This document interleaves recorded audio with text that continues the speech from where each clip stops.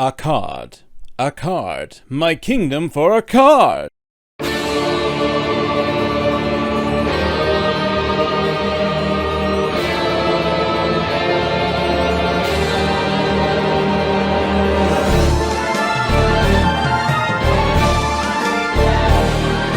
You know, I miss the good old days of Yu-Gi-Oh games, back when there was a lot of creativity and the games weren't just glorified real card simulators. Don't get me wrong, those kinds of games are necessary.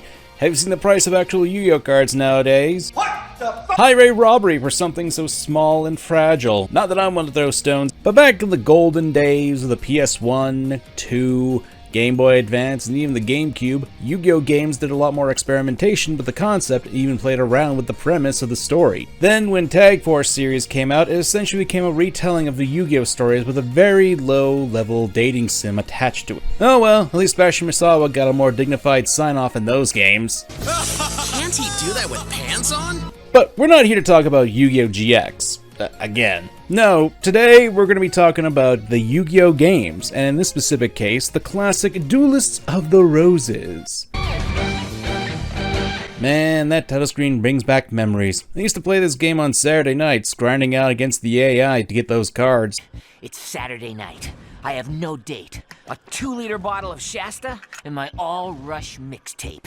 Let's rock. What the hell is this? Most of the time when people talk about Yu-Gi-Oh games, Forbidden Memories comes up. Heck, that was one of the first Yu-Gi-Oh game videos I talked about on this channel, Duelists of the Roses.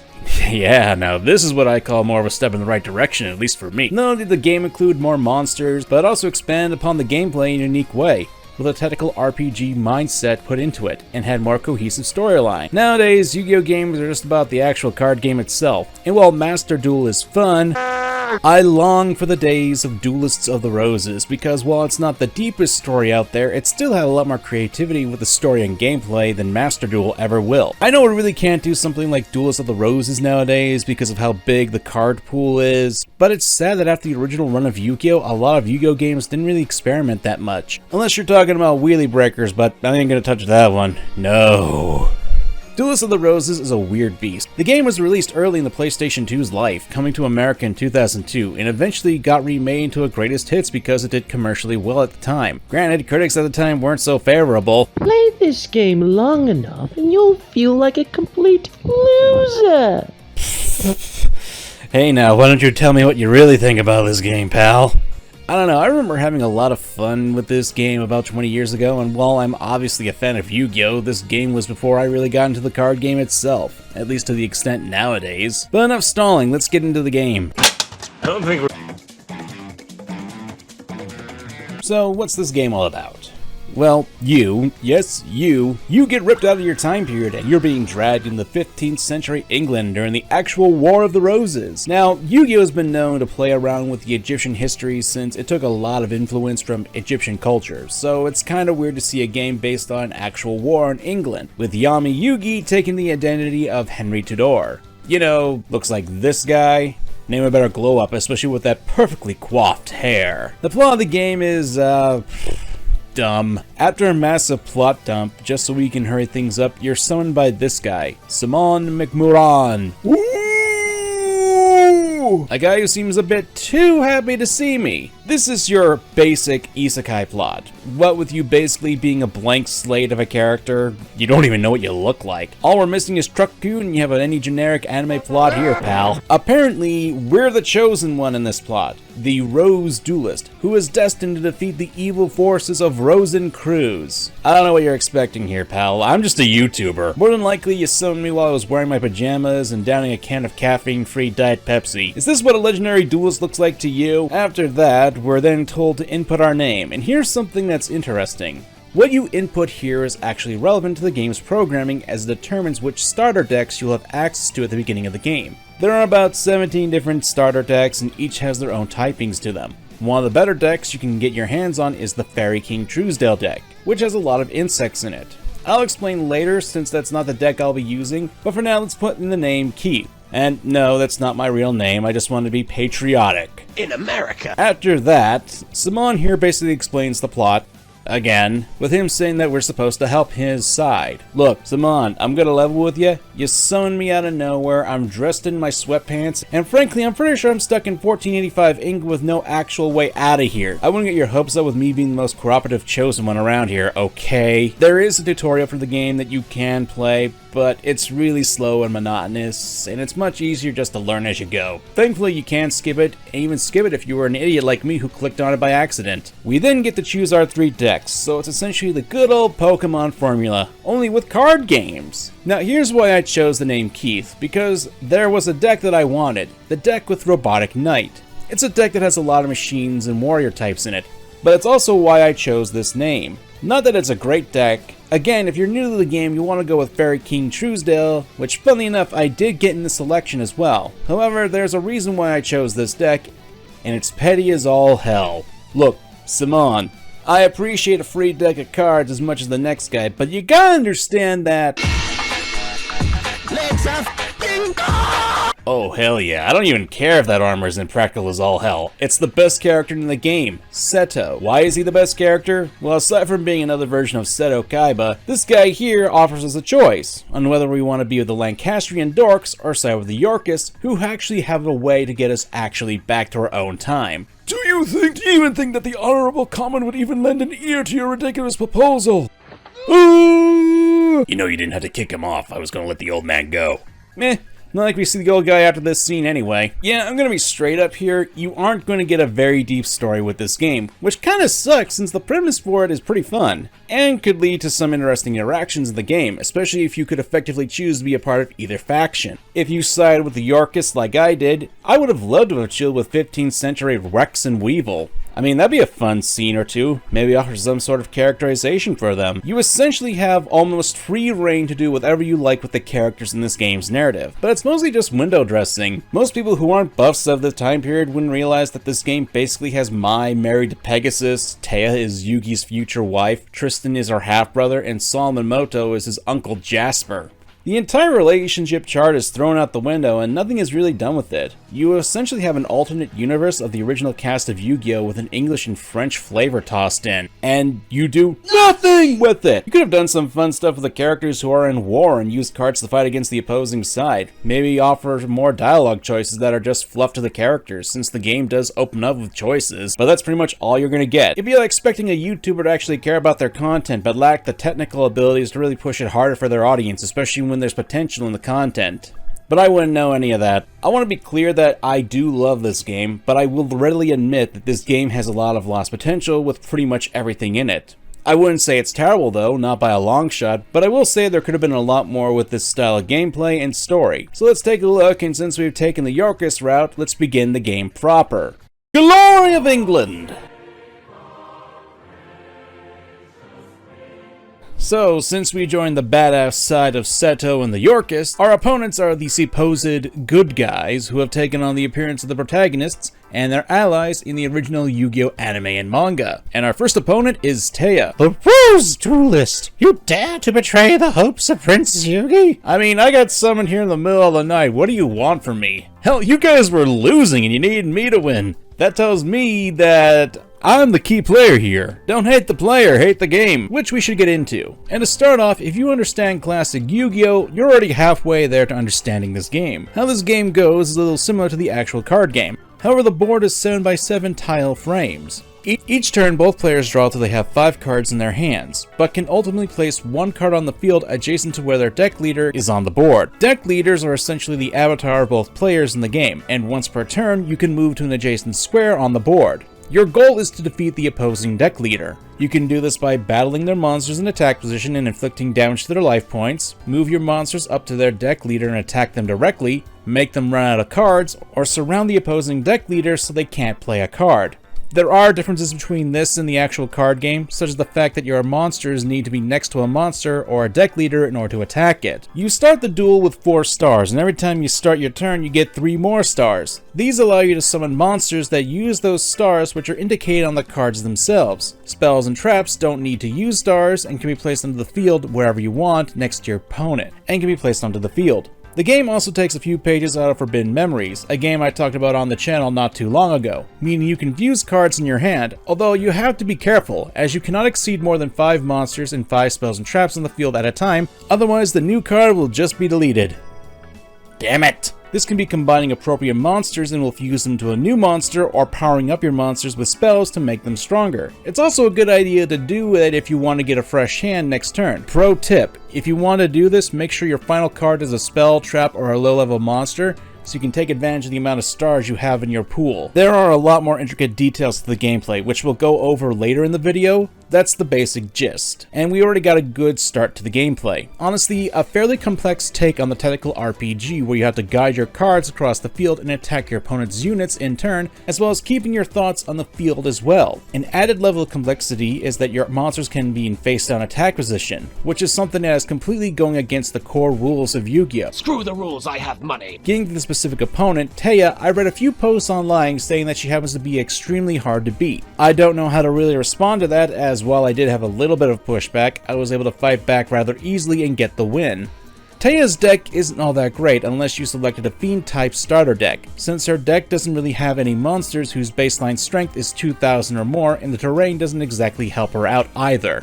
I will get to the terrain soon, since that's a major part of the gameplay to take in consideration as well, but it doesn't really come up in the duel since Taya is supposed to be the first opponent on this route and is supposed to be the easiest of the duelists. Once you defeat an opponent, we're treated to a small mini roulette game where, depending on how many of your opponent's cards are in the graveyard, you can take your chances to turn, getting monsters and not getting the lesson that we should have learned. This is a vast improvement from Forbidden Memories, because while there was a bit of a random chance in this system, you still get a much better idea of what you can win from your opponent's decks, not have to worry about a ranking system, plus you can get at most 3 cards, although regrettably you won't be able to get duplicates when you do get one of each. But if you manage to get all 3 of the same card, you get a jackpot and can get a bonus card. I mean, I suck at this minigame, so you won't be seeing this happening with me, but I figured I'd just bring it up. After beating Taya, we're given a red rose card. The goal of the game is to get all 10 red rose and white rose cards, and luckily for us, we're immediately given a full set depending on which route we're using. This is where I think a third path could have been done, a renegade path where you fight both sides, maybe make it a more difficult route for players who want to take on each of the duelists with stronger decks. Oh well. After this, we face off against T. Tristan Gray and his crab walker strategy. Oh god, this can only be fun. So how long did this duel take me? You stink, loser. I won't be going into full detail with every duelist we face since I actually respect the finite time you have on this earth, but sometimes the AI in the game isn't the best. There are times where Tristan will throw his monsters into yours, even when they're faced up and have more attack points than his monsters. Congratulations, Tristan! You're still the most useless character in Yu-Gi-Oh! Hooray! I'm pushing you to the sandbox and stealing your wallet later. Since we're not going to talk about the duel itself, since his deck has no actual cohesion, let's talk about deck costs. When you're about to face an opponent, you'll see that they have a number between their name and portrait. Each card in the game has a number in it, and each time you include the card in your deck, the deck cost increases. If your DC is higher than an opponent's, you can't duel them. The game gives the excuse that you can't take the rose card from your opponent if your DC is higher than theirs. And while it's a good idea for a campaign, you can't really challenge them once you get the bigger and better cards without including absolute trash in your deck to balance out the numbers. Look, I just don't want to run 3 fake traps in my deck. They suck! This was put into the game to prevent players from completely dominating their opponent, but as we've seen with Tristan, a higher DC doesn't necessarily mean that it's a more challenging opponent. Frankly speaking, the fact I had to put garbage into my deck just to have a cohesive strategy and match the DC is a bit more challenging. Now, the duel after this, oh yeah, this is where things get a little tough.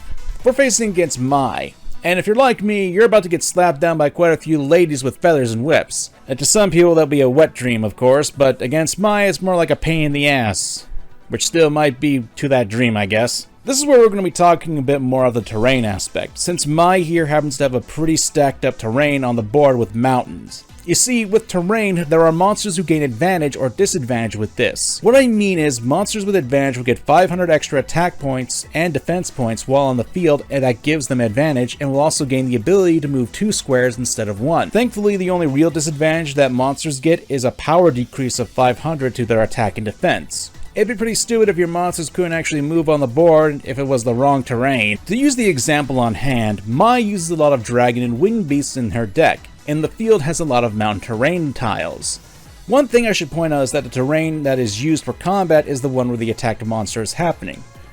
So if you, for example, have a monster on a mountain terrain and your opponent's monster is on a wasteland terrain and your monster is the one attacking, the calculation would take place on the wasteland terrain. Gonna be straight up, terrain is probably the most busted and important aspect of the gameplay, to the point where if you have a few field spells, you can use them to make your monsters gain advantage, take away your opponent's advantage, and you'll have a much better chance of winning. Which is a shame because my year has a pretty interesting strategy. For those familiar with Yugioh and the character, she uses Harpy Ladies, a rather popular archetype for no real reason, I guess. But let me explain. Mai's ace monster is Harpy's Pet Dragon, a 2000 attacker that gains 500 while in the mountain field. Not to mention, each time a Harpy Lady is flipped face up, her pet dragon gains 300 more attack points. 900 if Mai gets Harpy Lady's sisters out. Not to mention, Mai has a good number of traps in her deck. Acid Trap Hole, Invisible Wires, Mesmeric Control, and Shadow of Eyes that can destroy your monsters or prevent you from going into defensive positions. Not to mention, she has a number of powerful spell cards. Monster Reborn to get back monsters from her graveyard, Harpy's Feather Duster to take care of your spells and traps, and tons of spell cards that can boost her monsters really easily. She has an actual strategy to her deck and makes excellent use of the field. I only got lucky by drawing my Wasteland Field spell card early so she couldn't utilize the terrain to her advantage.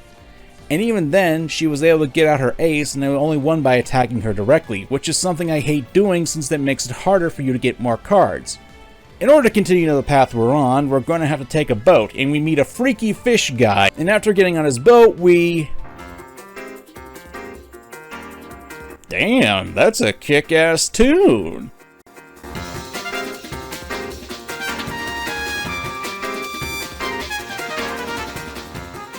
Oh yeah, there's an element to the game that I think should be praised indefinitely, and that's the music. The song you're listening to is called Mako, Mercenary of Brentonegg. It only plays one time in the entire game, and that's during this cutscene with Mako. The music is amazing and has this really epic feeling to it, which is kind of a shame that it's only regulated to this. Then there's Seto's Arrival, the music that was playing when Seto showed up to recruit you.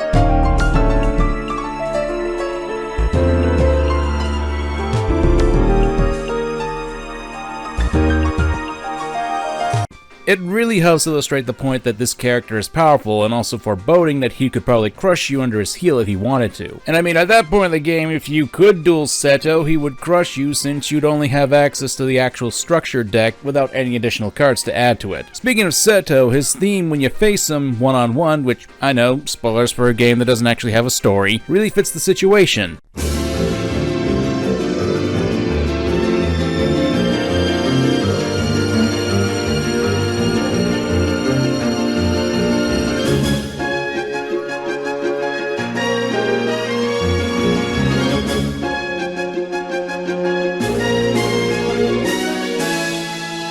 It's got the spectacular and classical motif to it that gives you the motivation to fight with all your might against his opponent who's willing to do whatever it takes in order to fulfill his goals. And later on, Yugi Henry Tudor VII, his theme comes to play.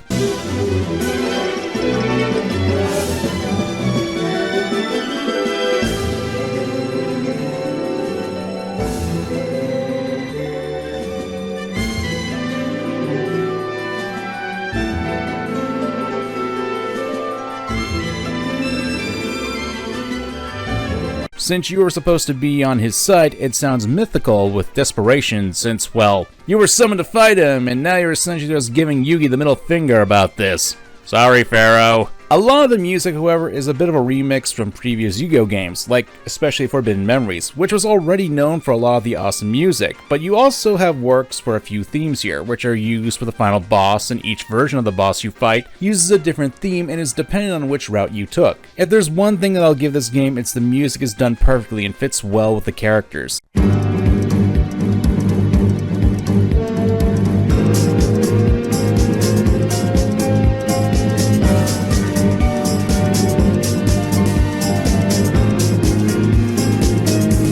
If I had one issue, it's that the same tunes for each route and duel are the same, save for Seto and Yugi's battle themes for their respective duels. The song we're talking about at the beginning of this section is just used with a cutscene where the boat just goes around in a curve. I would have really appreciated if the song was actually used against Mako, since he's an outsider from the conflict, and as such, it'd only be appropriate for him to stand out more with his musical choice.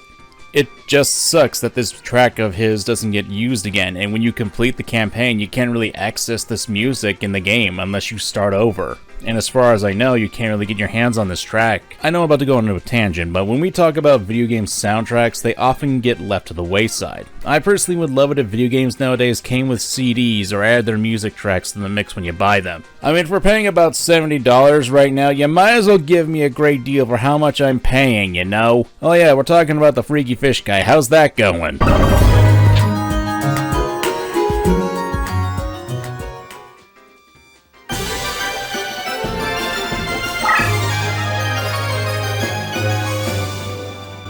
Oh.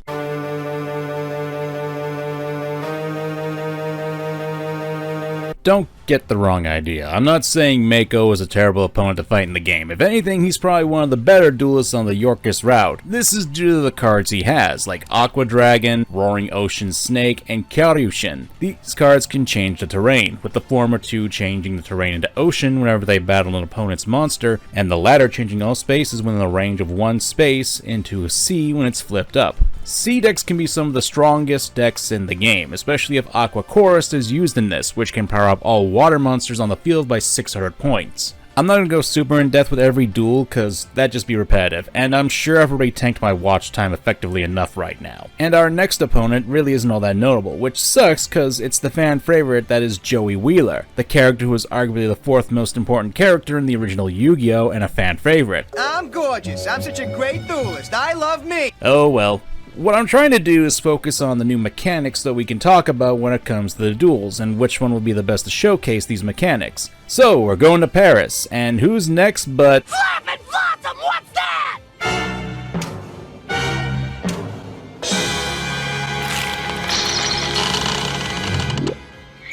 Oh boy. That ain't good. Oh my god, they made Shoddy into the Archbishop. It's Catholic Shoddy. This isn't like Persona 1 where they made the Japanese kid black and did some offensive stereotypical things with him. I'm just gonna point out that other characters like just Ishtar, keep her skin tone, which is kinda odd, while Shoddy doesn't. Like, this is a game where you have Henry Tudor with the starfish hair. I think you can keep Shoddy's skin the same.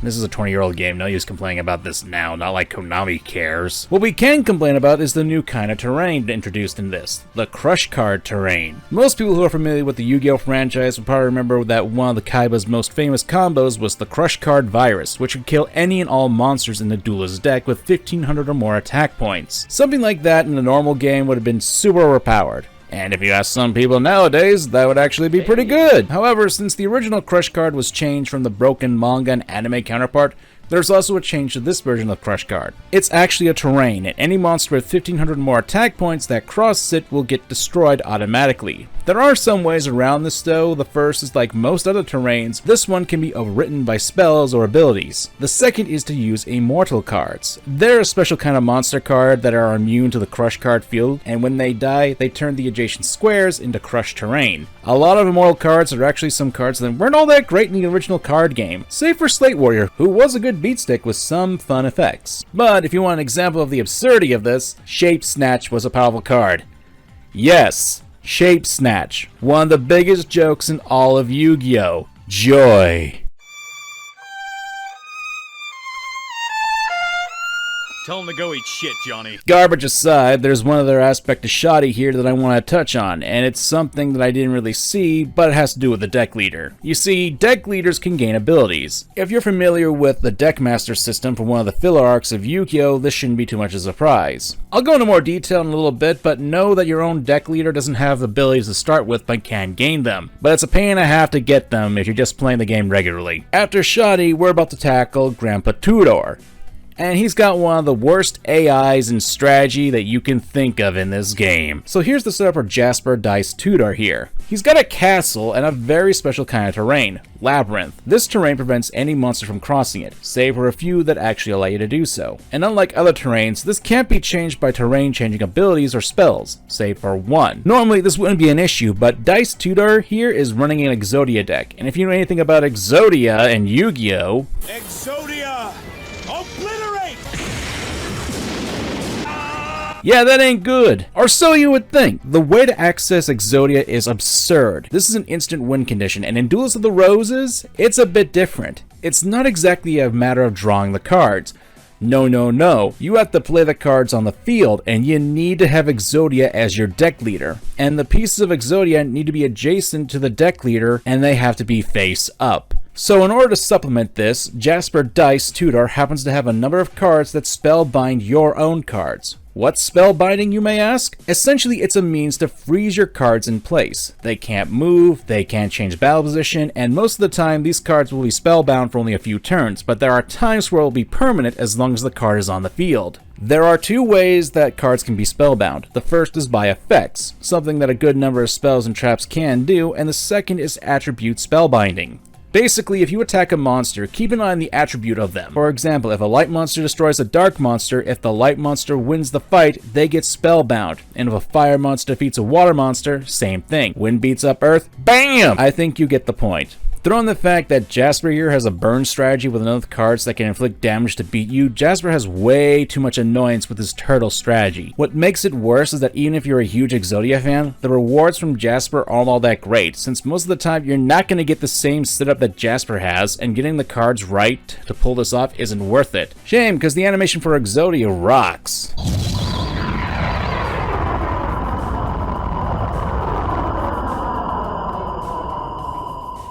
The next duelist is Bakura, who takes the role of Jack Cade. But since Jack Cade died before this game even takes place, and since this duel sucks, we'll just ignore this loser. Way to treat one of Yu-Gi-Oh's antagonists. Oh well, into the trash you go. Finally, we're facing against Henry Tudor, the villain of this story. I mean, the guy did summon me because his duelists suck. Joke's on you, Yugi. I was secretly evil! Yugi's duel is a fair bit more complicated, since there's a lot of different terrains to it, and as such, it makes it a little more difficult to plan strategies, but it's also where we can finally talk about deck leaders. Deck leaders can have abilities, however in order to get those abilities, you need to be able to rank up your deck leader. So how do you do that? Well, this is something that the game never actually tells you, but there's an experience system to your monsters. Monsters can gain experience in a number of ways, destroying monsters in battle, defending against attacks, and being on the field. Also, winning a duel allows your current deck leader to gain some experience. But you can also lose experience. If a monster gets sent to the graveyard, being a prime example. A good strategy to do is to have multiple copies of a card you want to level up and trap your opponent so they don't have enough room to move between two squares, but that would be too scared to play a card. Then you just waste time with your cards in the field to gain EXP. Ultimately, you'll want to be able to get as many copies of your deck master on the field to do that. Oh, right, the duel itself. Well, here's the thing. Yugi is actually kind of competent,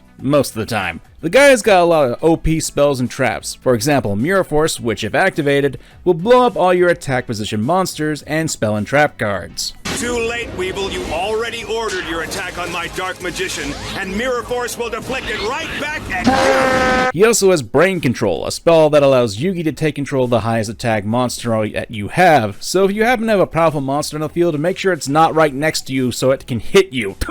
And would you look at that, we managed to defeat the English. God bless the Queen. I think I screwed that up with my time codes, but whatever. With that, we've managed to steal the Red Rose card, so it's time to go home. Back to Stonehenge. Alright, Seto, we're back. What's the plan here?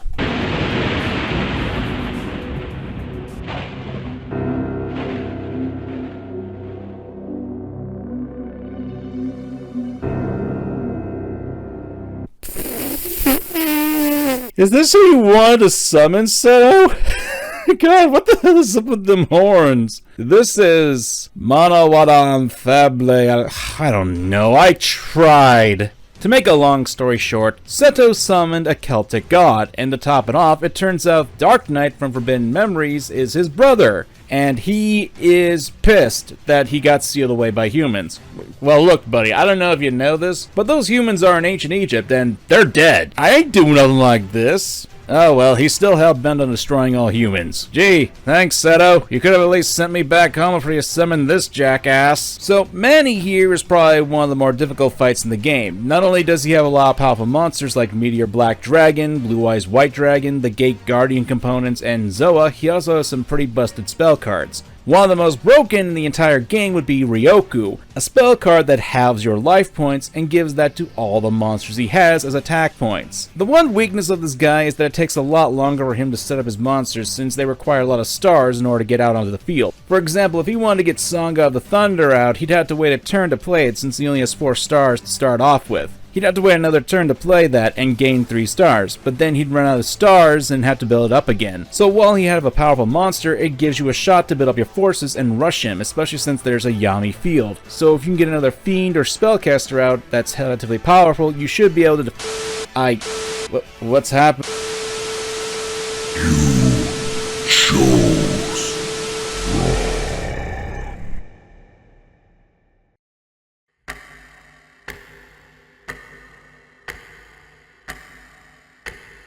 Do you think the Honorable Common would even lend an ear to your ridiculous proposal? Huh? What just happened? Oh, right, I want to get back to my own time, and do that I need to help the Lancasters, so I'll take the red rose. Why does this feel like deja vu? After Seto for some reason takes this really well and allows us to leave, we actually meet Henry Tudor, who's grown tired of his name and took the name Yugi. For some reason. After that, we're heading back to the mainland to fight the White Rose Crusaders. For the glory of England! Now, this is something fun. If you pick the Red Rose route, you actually have more freedom against your opponents. You can choose who you want to fight. Man, it'd be a real bummer to have choice at the beginning of the game and then make it super linear for a path like that, don't you think? It'd just be super hollow and show that the choices really didn't matter. Good thing that didn't happen, right guys? You know, I don't remember having all these cards. I'm not gonna complain. Let's start off with Rex. We'll save Bug Boy for later. Rex happens to be one of the better opponents to start off with, since a lot of his strategy is mostly a frontal assault on your deck leader, mostly relying on the terrain of Wasteland to power up his dino. He has a relatively high DC, so you can take advantage with that and have a decent sized deck and... oh, wait. I didn't talk about DC yet, so DC, one of the strategies that's best in the game is to take advantage of your opponent's field terrain. My starter deck is one of machines, and as such, they get a boost on the wasteland terrain, while Rex does have the spell cards that can destroy him. That never really stopped me from trouncing his dinos. And as much as I would love to say that you can get some good cards from him, unfortunately dinosaurs in this game aren't really given the most love. Hell, it wouldn't be years later that dinosaurs would get really good in the original card game. Weevil, on the other hand, he's a bit more of a pain. Here's the thing about Weevil's strategy. While he's a lot more defensive, he has a lot more tricky cards, and he has access to one of the most broken cards in the entire game. Perfectly Ultimate Great Moth. This monster, aside from having some massive stats and can evolve from other monsters, has a nasty effect that can lower the attack of all your monsters by 100 points at the start of your turn. Weevil will often try to get it out by fusing a weak Moth monster with Cocoon of Evolution to make Larva of Moth. It has 0 attack and 2000 defense and is immobile, but from this moment on, the clock is ticking and you have 3 turns to kill it before it becomes Pupa of Moth. If this happens, you have 1 turn where you can kill it and only have to deal with Great Moth, which still isn't great since it has the same effect as Perfectly Ultimate Great Moth and is still powerful, especially in the forest terrain. But if you fail to kill in time, you probably will lose. He will most often form his Larva of Moth in the corner of the map right next to his deck leader. He also tends to have a lot of powerful monsters in his deck that he can use to push you back. So if you're not prepared with your own strong monsters, he can plow through you easily. If you want my honest opinion, the Red Rose path is probably the more difficult of the 2 paths you can take. Not only do most of the duels on this side have more competent strategies, but they also have higher DCs to them. Well, most of them. Characters like Necromancer have a lower DC, which makes it a chore to slide out cards from her usual setup. And for what? A defensive duelist who has a lot of zombie monsters with 0 defense. However, when you duel the guy, he actually is a deck leader with a few interesting abilities, one being the fact that he can power up its zombies monsters in addition to the terrain bonus that he gets. Not to mention he has a similar monster to Weevil's Perfectly Ultimate Great Moth, Pump King, the King of Ghosts, only instead of weakening your monsters, it powers up his zombies. He only has one though in his deck, however, this can make for an interesting strategy, especially if you want a zombie deck though. Especially you can get 3 copies of this pumpkin. But now we come to the more difficult portion of this side of the conflict. Darkness Ruler, Pegasus, and Keith. There's also Labyrinth Ruler, but his AI sucks, his deck sucks, and the only thing really going for him is the field since it winds around Labyrinth, so that sucks too. But let's talk about the 3 beforehand, because they actually have some interesting strategies going on and don't suck with their AI. Darkness Ruler, as a lot of people will see the design and remember the iconic Panic from the original Yu-Gi-Oh anime, his video game counterpart actually reflects his defensive strategy pretty well. He has the Yami terrain all over the field and has his Castle of Dark Illusions, which allows him to power up his Fiend monsters by 500 points, while in defense mode. He also has a lot of trap cards that can induce the spellbinding effect on your monsters, and he'll lay them out all over his deck leader. And to make matters worse, he has some of the more permanent spellbinding effects, especially Gorgon's Eye. A lot of people remember this card from the Pegasus duel against Yami Yugi. Its real life card effect is pretty paltry. In fact, it's impractical to use. But in this game, it's probably one of the more broken cards, especially since it does permanently bind your monster in attack position if you decide to end its turn in defense mode. In my humble opinion, this is where the game really shines and shows the potential to be a great strategy RPG, especially considering that the AI each have their own unique strategies, just some more than others. So let's talk about Keith. Although I think Keith here is a bit of a time traveler, I know it'd be sacrilege for him wearing the iconic Stars and Stripes bandana, but the Union Jack wasn't a thing when this game supposedly takes place. Oh well. Keith does have quite a variety of cards that can mess up your day. Barrel Dragon, when flipped up, can destroy a monster of yours. Machine King gets 100 attack points for every machine in the field, so we can have a 3k attacker quite easily thanks to that, and the terrain. And Metal Zoa is just naturally a beat stick. Keith has the highest average attack monsters so far in the game, and it's best to face him with an ocean deck since a lot of ocean monsters thrive in the sea while machines just rust. However, if you're like me and haven't gone to the other path of the game yet, we should take this opportunity to show how there are other means of getting cards in the game. There's the one-time option where you can input a password on the deck screen. In order to do that, you just need to press down on the R3 button. This is how you can choose a good number of cards to get better cards in the game. However, there is a caveat, and one I don't really understand. Yu-Gi-Oh! Often has these numbers in the corner of their cards, so you'd think that you can take that number and plug it into the game and get that card, right? Nope! For some reason, they decided to add letters to the passwords. Kinda defeated the purpose of the codes on the cards, but whatever. There's lists out there that have the codes written, so if you're looking for a specific card, you can get that. Although not every card has a password, so be aware that some cards like Black Skull Dragon are cards you can't really get via password. The other method of getting cards is via reincarnation. By pushing the L3 button, you can take one of your spare cards and trash it to get 3 new ones. The higher your card's DC is, the better prizes you can get. It's a good way to recycle your cards you don't need, but you can only do it every 5 duels you participate in. It's a good idea if you want to do more with the cards you're not using and get some good stuff in return. The only issue is you can't do this all the time. I'm all there for being a cooldown period, but 5 duels seems a bit much. Having to do 1 duel would be enough in my opinion, but then again, I'm not the developers of this game, and if you did that every duel, considering how short the game is, it would be kinda busted. Getting out of character for a second, after I defeated Keith, I kept on whooping his ass so I can get more machine cards and get machine support cards. He's really the only character in the game that you can do that if you want to get a good machine deck. This is both a good thing and a bad thing. It's bad because there's a lack of variety in prizes against the opponents. If you're a new player to the game and you choose a starter deck that's, well, bad, you're not going to get a lot of cards to synergize with it. But on the good side, each opponent you face doesn't exactly copy each other, both in strategy and what cards they offer to you. It's actually refreshing since someone who does actually play the actual card game and who has gotten sick of seeing the same cards again and again and again played against me. Ugh. I honestly want to talk about that, but that's for the end. Right now, what I really appreciate is that each opponent has their own theme and set of cards. While there aren't too many opponents in this game, there's enough to be quite the variety, but there are plenty of cards that could be used for decks that aren't used. I understand there's only just so many duelists in the game that could be used, since this seems to only use characters from the Duelist Kingdom arc, but I feel like there could have been other characters you could have been using. Forbidden Memories had a lot of original characters that you could duel against. Why not do that here too? With every card that can be a deck master as well as having multiple different cards, it could have had a few more opponents, but I will say that I appreciate the AI for the characters that don't really copy each other and do use their cards more confidently, so long as they're not using the crab walker strategy. There's a lot going on here with the strategies, and it's something that I can really get behind with this game. Speaking of, we got probably one of the toughest duelists in the game, Pegasus. Pegasus plays more defensively, but if you know anything about Pegasus, you know that his favorite type of monsters are tombs. His terrain has a castle theme to it, with Labyrinth acting as the gates with 2 entrances, but the real problem comes from the very unique terrain, the Toon terrain. You see, the Toon terrain powers up a select amount of monsters that are toons, and depowers everything else. So if you want to get to Pegasus, you need to get through that wall of toons to get powered up, and his monsters aren't pushovers while in this field. You want to go with your terrain changers? Like me, I have a copy of Curse of Dragon and Cyberstein, both of which change the terrain to Wasteland when they battle, but you can use others like Aqua Dragon. That's one way to get past his toon terrain, however his toons still have impressive stats. Take for example Bakuri Box. Normally this monster in the original game was unplayable because of it being a fusion monster, but here not only does he gain a boost from the toon terrain, but it's also a fiend, so if you use the Yami terrain it also gets a boost. He also has some of the nastiest traps in the game too, Spellbinding Circle and Mesmeric Control being examples, but his spell cards,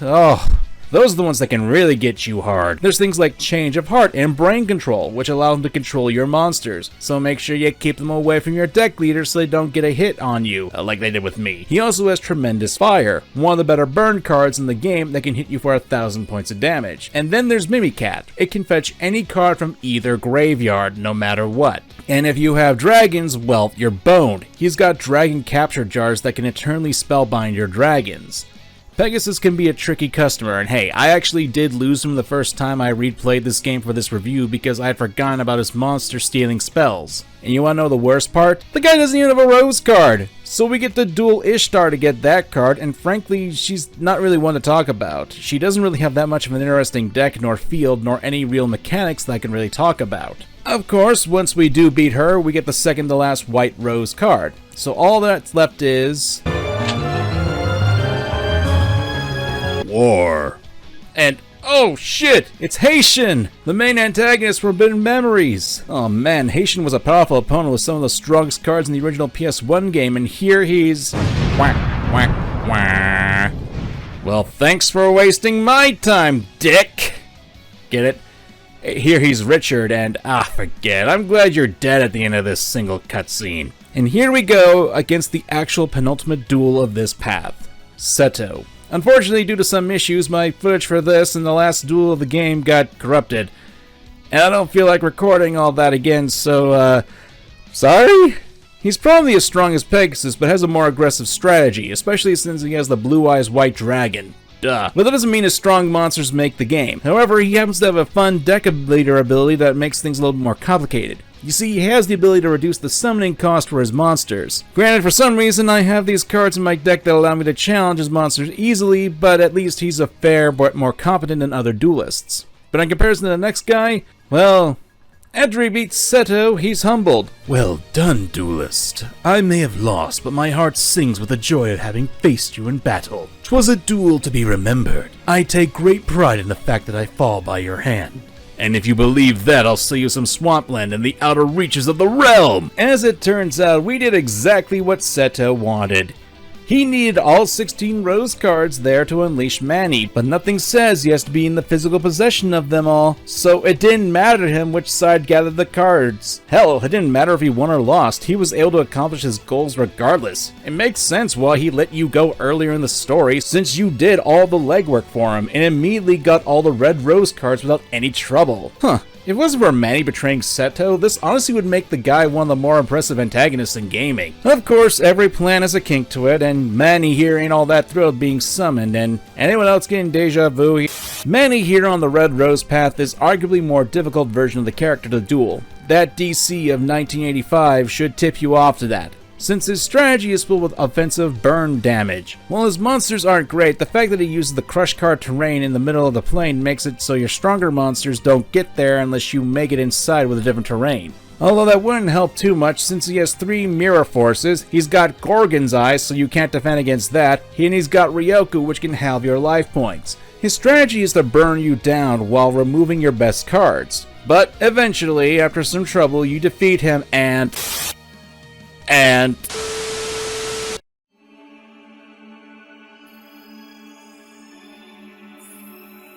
Depending on which route you take, you get a different ending. If you side with Yugi, well, you get screwed over. Yugi has treated you like garbage. He has you summoned to the 14th century against your will to duel a bunch of people and get their rose cards. You help him become King of England by usurping Richard III's throne, who, technically speaking, did nothing to you but challenge you to a friendly children's card game. Yugi takes credit for what you did and then erases your name from history. And you're stuck in this time period. He's supposed to be the good guy, right? Now, if you joined with Seto, it actually proves that he was the true protagonist of this game. You learn that the guy was trying to claim his family's birthright, and says that most of the time when he summons the wrong card guardian, he deals with it himself. Nice. Honorable. The only reason why you had to fight the card guardian was because legend stated that we were supposed to do so. Again, this is supposed to be you. You're the duelist of the roses. And to top it off, Seto actually rewards you. He gives you a coat of arms that you can show to guarantee his family's debt to you, and he actually returns it to your own time. That ungrateful bastard Yugi couldn't be bothered to do that much. Again, who's the villain of this game? And that's the end of Yu-Gi-Oh! Duelists of the Roses. After you defeat both sides, you essentially just get a map showing all the opponents so you can duel again at your heart's content. And unfortunately, while there's no reason why you should, since you have all the rose cards, you can't duel them because if you have a higher DC, you're prevented from doing so. At this point though, you're just doing this for fun and trying to get cards. There's no story, there's no bonus content. It just sucks. I want to be clear on something. I love this game, and I have sung a lot of its praises, but I've also talked about a lot of its issues as well. I've talked about the AI, and sometimes the AI can be so stupid it'll continuously activate traps that you have on the field that are permanent. The best examples are Mirror Wall and Goblin Fan that can easily make your opponent hurt themselves in the process. And a number of monster types are pretty much screwed over. Dinosaurs only have normal monsters with nothing stronger than 2200 attack points, and the best types in the game are zombies, insects, machines, and the ocean-based monsters. They all have great effects and utility and have great stats. So frankly, it really makes the game unbalanced since there are objectively better monster types. The lack of an actual post-game or even a third path really hold the game back from its potential. And here's something I need to talk about and bring up in the original Yu-Gi-Oh! Card game. So back in the heyday of Yu-Gi-Oh! It was considered a rival of Pokemon, and hey, at one time, Yu-Gi-Oh! Was the most popular game of all time. However, the one thing that set Pokemon and Yu-Gi-Oh! Apart, even nowadays, is that while Yu-Gi-Oh! Was popular, it really has only one format to play nowadays. Let me put it like this, Pokemon had a ton of spin-offs. If you got tired of playing the mainline games, you could play the card game, or take up some of the side games that played with the IP. And that's something that's still happening to this day with Pokemon. Complain about them all you want, I won't blame you for that, except if you talk about trees. But Pokemon is still making new content, and is at least varying it up with their games and such. Yu-Gi-Oh! On the other hand doesn't really have that aspect to them. We used to with games like Duelists of the Roses since it had its own meta to it. Regardless of being a mess, Yu-Gi-Oh! Has a high bar if you want to get into the game now. Costs for cards are extraordinary, especially if you want to play competitively. And even Master Duel isn't above this now. It's part of the reason why I quit playing Master Duel, and totally not me smashing my fist through the monitor of how bullshit the game could be with some of its choices. But games like Duelists of the Roses played around with the concept of Yu-Gi-Oh! And considering that we're dealing with Konami now, the devil who has stolen my heart and soul, it feels like all the fun from the games were taken away, and I swear to God, if someone brings up speed dueling, I prefer to use the cards I already spent years collecting without having to spend even more money on a format that is essentially dead. And don't get me started on rush duels, I'm not even touching on that. So, while Duelists of the Roses is far from perfect, it certainly does scratch a niche that I wouldn't be able to have nowadays. And hey, there are people who are modding the game. There's actually quite a few mods out there that do extend the content, and I'll probably mention a few in the future if anyone's interested. But hey, that's just me. I like Duelists of the Roses, but it's far from a perfect game. But it's one that I hold in my heart because, well, it was fun to play as a kid, Anyway, that's just me. I'm Manga Common, and thanks for watching. Let's duel.